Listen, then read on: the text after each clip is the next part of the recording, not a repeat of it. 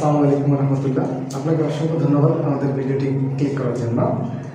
আজকে আমরা অন্বেষণ লার্নিং কেয়ারের পক্ষ থেকে যে বিষয়টা নিয়ে কথা বলবো, সেই বিষয়টা হচ্ছে বাংলা ব্যাকরণের একটা টপিকস, যেটার নাম হচ্ছে আমরা শব্দ নামে চিনি। শব্দ কি এই বিষয়টা আমরা জানবো, শব্দের শ্রেণী বিন্যাসগুলো আমরা জানবো। তবে শব্দ অনেক জিনিস আছে, আমরা যে শব্দগুলোকে আমরা বুঝি এবং মুখস্থ করি, কিন্তু আমরা মনে রাখতে পারি না। এই মুখস্থ রাখার বা মনে রাখার একটা কৌশল বা টেকনিক আমরা আজকে ইউজ করবো, যে আসলে শব্দগুলো কীভাবে মনে রাখতে পারি আমরা। তার জন্য আজকে আমাদের এই উদ্দেশ্যটা, আজকের ভিডিওটা। আমরা দেখি কীভাবে আমরা শব্দ সংজ্ঞার আগে জেনে নিই। যে শব্দ বলা আছে এক বা একাধিক বর্ণ মিলে যদি কোনো অর্থ প্রদান করে তাহলে তাকে শব্দ বলে, অথবা অর্থবিশিষ্ট ধ্বনির সমষ্টিকে শব্দ বলা হয়। তাহলে অর্থবিশিষ্ট ধ্বনির সমষ্টির শব্দ কয় প্রকার, কী কী, এই জিনিসগুলো আমরা একটা শিখে নেই। যে বলছে শব্দ নিজে একটা শব্দ।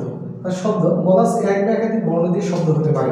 এক বর্ণ দিয়ে শব্দ হয় কেমন, মাঝে মাঝে আমরা বলে থাকি বন্ধুদের আড্ডায় কথা বলতে বলতে বা গল্প করতে করতে আমরা কিন্তু এরকম বলি, তুই কিছু ক। তার মানে বন্ধুকে আমরা বলি ক, তুই কিছু ক। এই ক মানে হচ্ছে বলা, ক দ্বারা বোঝানো হচ্ছে বলা। যেমন আমরা বন্ধুকে বললাম যে তুই কিছু ক, তা ক মানে হচ্ছে বলা। অথবা আমরা এক বর্ণ দিয়ে বলে থাকি মা, এই জাতীয় শব্দগুলো আমরা ইউজ করে থাকি। তো এক বর্ণ দিয়ে শব্দ হয় অথবা একাধিক বর্ণ দিয়ে হয়। যেমন একাধিক বর্ণের কথা যদি আমরা বলি তাহলে শব্দ একটা শব্দ।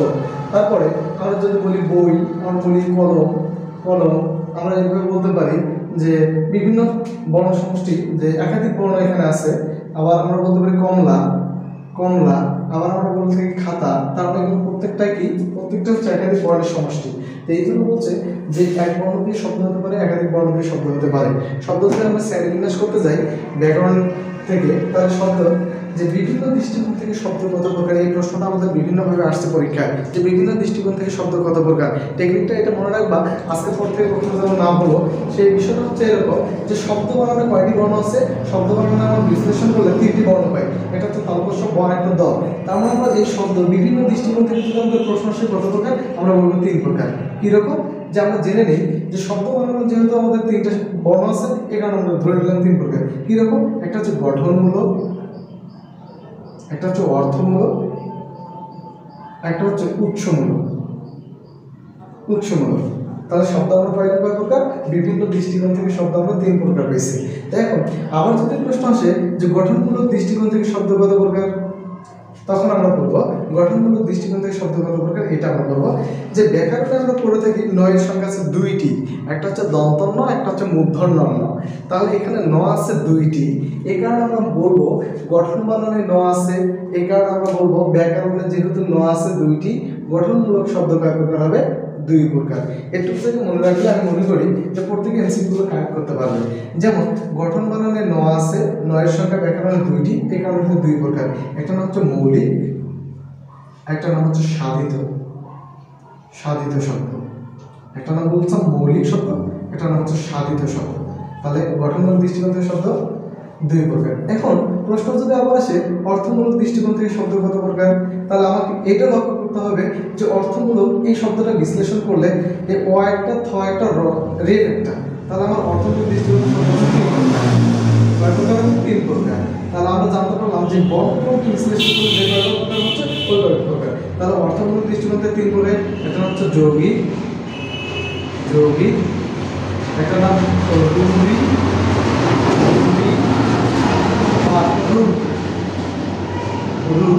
আর একটা নাম হচ্ছে যোগরূঢ়। এই যে শব্দ এখানে এখন প্রশ্ন আরেকটা আসতে পারে, উৎসমূলক দৃষ্টিকোণ থেকে তাহলে শব্দ কয় প্রকার।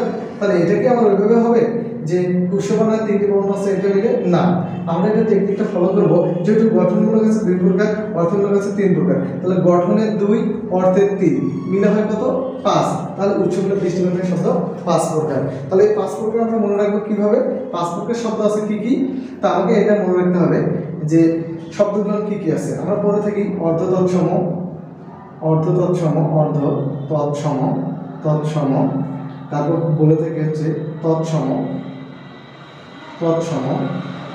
তারপর বলি আমরা দেশি অথবা তদ্ভব বলি, তদ্ভব শব্দ। একটা হচ্ছে দেশি, একটা হচ্ছে বিদেশি শব্দ, বিদেশি। তাহলে আমরা শব্দের বিশ্লেষণ যদি আমাদেরকে কখনো প্রশ্ন আসে, আমাদের বিভিন্ন দৃষ্টিকোণ থেকে শব্দগত করলে আমরা কি করছিলাম, শব্দ বিশ্লেষণ করছি যে শব্দ বানানোর 3টি বর্ণ আছে, এই কারণে এটা বিভিন্ন দৃষ্টিকোণ থেকে 3 প্রকার। গঠনমূলক আরেকটা পেয়েছিলাম উপসর্গ, 3 প্রকার পেলাম। আবার আমরা বলছিলাম গঠনমূলক শব্দটা কি বলছিলাম, যদি আমরা এটাকে বিশ্লেষণ করি যে 9 সংখ্যা কয়টি আছে, 2টি, একটা 9 সংখ্যা 2টি, এই কারণে এটা 2 প্রকার। অর্থগত 3টি বর্ণ আছে, এটা 3 প্রকার। গঠনের 2 আর অর্থের 3 মিলে হয় 5 প্রকার। উপসর্গ দৃষ্টিকোণ থেকে শব্দ 5 প্রকার। এই 5 প্রকার কি আমরা জানলাম এখানে, অর্থ, তৎসম, তৎসম, তদ্ভব, দেশি, বিদেশি। আমাদের এটা পূর্ণাঙ্গ একটা বিষয় জানা গেল আমাদের এখানে।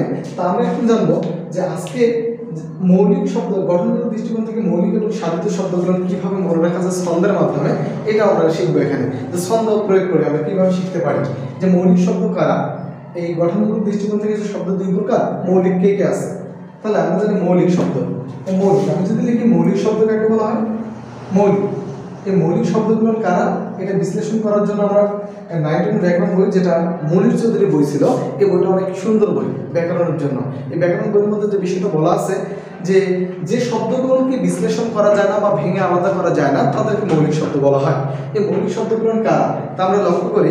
যদি আমি বলি ফুল, এই ফুল শব্দটাকে আমি বিশ্লেষণ করতে পারবো না বা ভেঙে আলাদা করতে পারবো না। যদি বলি আমি না, এই শব্দটাকে বিশ্লেষণ করতে পারি না। তার মানে এই শব্দগুলো আমার প্রত্যেকটাই মৌলিক শব্দ। আর মৌলিক শব্দগুলো 9 ব্যাকরণ বইয়ের মধ্যে যে কয়েকটি আছে, এটা শিক্ষার্থীদের মনে রাখার জন্য আমি একটা টেকনিক শেখাই দিচ্ছি, যে আপনারা মনে রাখবো যে আমাদের বান্ধবীর নাম যদি আমরা মৌ বলে থাকি, এই মৌয়ের নাকি 3টি লাল গোলাপ ফুল। এই কথাটা বললে আমার যে লাইনটা পাবো, এই লাইনটার মধ্যে যে শব্দগুলো আছে এগুলো হলো মৌলিক শব্দ। তাহলে আমি কি বললাম, যে মৌয়ের নাকে 3টি লাল গোলাপ ফুল। এই যে মৌ এর নাকে 3টি লাল গোলাপ ফুল। তাহলে মৌয়ের নাকি 3টি লাল গোলাপ ফুল। কি কি আমরা লক্ষ্য করি এখানে যে বিষয়টা হচ্ছে কি, এই মৌতে আমরা বলবো মৌলিক শব্দ, এটা আমাদের মনে থাকবে। এই নাক, তার মানে নাকটা হচ্ছে নাক, এই শব্দটাকে বিশ্লেষণ করার জন্য এটা মৌলিক শব্দ। এখানে হচ্ছে 3কে বিশ্লেষণ করার জন্য এটা মৌলিক শব্দ। এই লাল মৌলিক শব্দ, তার মানে লাল মৌলিক শব্দ। গোলাপ মৌলিক শব্দ, গোলাপ, এই গোলাপটা মৌলিক শব্দ, এই ফুলটা মৌলিক শব্দ, তার মানে হচ্ছে ফুল। এগুলোকে বিশ্লেষণ করা যায় না, এই জাতীয় শব্দগুলো হচ্ছে মৌলিক শব্দ। তার মানে এই শব্দগুলো কি শব্দ, মৌলিক শব্দ, এদেরকে বিশ্লেষণ করা যায় না। আর যদি বলি গঠনমূলক দৃষ্টিকোণ থেকে আরেকটা আমরা পড়ছিলাম সাধিত শব্দগুলো কি, সাধিত শব্দগুলো মনে রাখার জন্য একটা টেকনিক আমরা ফলো করতে পারি। এই শব্দগুলোকে বিশ্লেষণ করলে আলাদা অর্থবোধক শব্দ পাওয়া যায়। তার মানে বলছে সাহিত্য শব্দগুলো কি, মৌলিক শব্দের উল্টো। তার মানে এদেরকে বিশ্লেষণ করলে আলাদা অর্থবোধক শব্দ পাওয়া যায়, ওদেরকে বিশ্লেষণ করাই যায়। তাহলে সাহিত্য শব্দগুলো কি, যে শব্দগুলোকে বিশ্লেষণ করলে আলাদা অর্থবোধক শব্দ পাওয়া যায় তাদেরকে সাহিত্য শব্দ বলে। এটা মনে রাখার টেকনিকটা আমরা একটু ফলো করতে পারি। যে মনির চৌধুরী বইটার কথা আমরা বললাম, এই বইয়ের মধ্যে পূর্ণাঙ্গ উদাহরণগুলো যেগুলো আছে এগুলো নিয়ে আমাদের একটা লাইন তৈরি করা আছে। লাইনটা হচ্ছে এরকম যে আমরা মনে রাখবো যে সাধু উড়ি প্রশাসনের চলন্ত গাড়ি নিয়ে আকাশে উঠিয়া চাঁদের উপহার নিয়ে গড় গড় করিয়া নামিল। তাহলে কি বললাম, যে সাধু উড়ি, আর বলে যে সাধু উড়ি প্রশাসনের চলন্ত গাড়ি নিয়ে, প্রশাসনের চলন্ত গাড়ি নিয়ে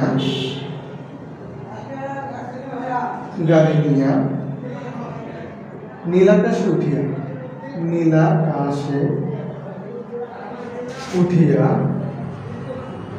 চাঁদের উপহার নিয়া গড় গড় করিয়া নামিল।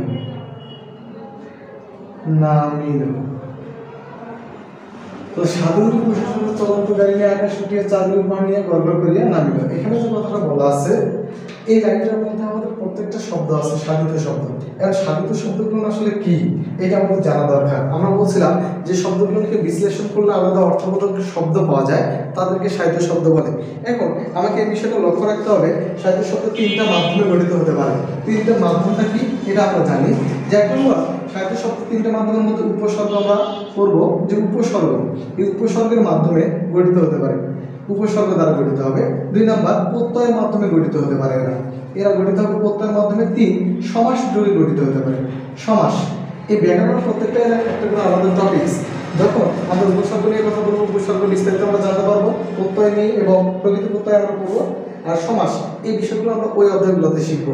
তো যাই হোক, আজকে আমরা জেনে নিই আপাতত যে সাহিত্যের শব্দগুলো কিভাবে এরা তিনটা মাধ্যমে গঠিত হতে পারে। আমি যদি বলি যে এখানে শব্দগুলো আছে কি, আমি শব্দগুলো বিশ্লেষণ করে নিই, তারপরে এগুলো বলবো। যে এখানে সাধু দ্বারা আমরা বলবো সাধিত শব্দ, আমরা সাধু দ্বারা কি বলবো, সাহিত্য শব্দ।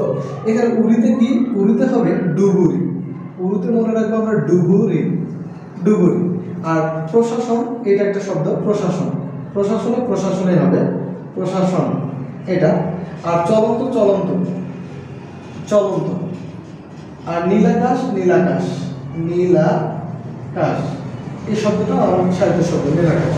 চাঁদ তো করবো চাঁদ, চাঁদ, চাঁদ।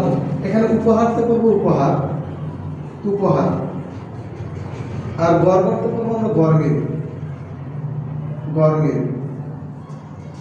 এই যে শব্দগুলো আমরা লিখলাম, ডুবুরি, প্রশাসন, চলন্ত, নীলাকাশ, চাঁদমুখ, উপহার, গড়গড়, কলম, গরমিল, এই প্রত্যেকটাই আমার হচ্ছে সাহিত্যের শব্দ।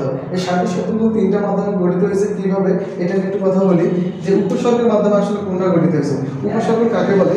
আমরা যদি এগুলো এক ধরনের অব্যয় সাধিত শব্দাংশ, এদের বলছে নিজস্ব কোনো অর্থ, এরা মূল শব্দের পূর্ববর্ষে যদি অর্থ কোনো সৃষ্টি, নতুন কোনো অর্থ সৃষ্টি করতে পারে তাদেরকে উপসর্গ বলে। আর উপসর্গ চ্যাপ্টারে পড়বো এটা। তারপর আমি বলে দিচ্ছি যেমন উপসর্গ থেকে আমরা কিভাবে এটা গঠিত করতে পারি।